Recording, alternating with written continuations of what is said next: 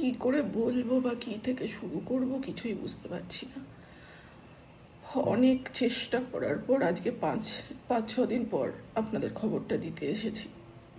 জানি না ভগবান মানে আমার কত পরীক্ষা আর নেবে আমি জানি না।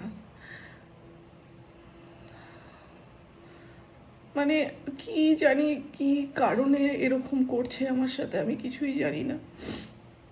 মানে আমি এই খবরটা আপনাদেরকে কি করে দেব, কিন্তু দেওয়াটা জরুরি, আপনাদের জানানোটা জরুরি। তাই আজকে অনেক সাহস করে 4-5 দিন পর আপনাদেরকে এই খবরটা দিতে বসেছি। আমার তো সবই শেষ হয়ে গেছে, সবাই সব জানেন। আমি এখন এটাই শুধু বলবো, আপনারা বুঝে নেবেন। আমি যে পরিস্থিতির মধ্যে দিয়ে এখন যাচ্ছি, আমার সুন্দরীও ঠিক সেম পরিস্থিতির মধ্যে দিয়ে যাচ্ছে।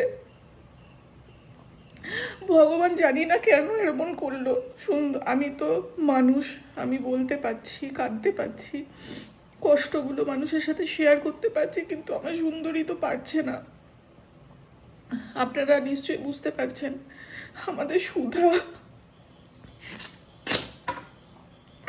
সুধা আজ 4-5 দিন হয়ে গেছে নেই। ও আদুরির সাথে পিছন পিছন হাই রোডের ওপরে চলে গেছিল, সেখানে একটা অ্যাক্সিডেন্ট হয় এবং সেখান থেকে ওকে তুলে আনা হয়, ডাক্তার ডাকা হয়, ট্রিটমেন্ট করা হয়, কিন্তু কিছুতেই কিছু করতে পারিনি। সুধাও চলে গেছে।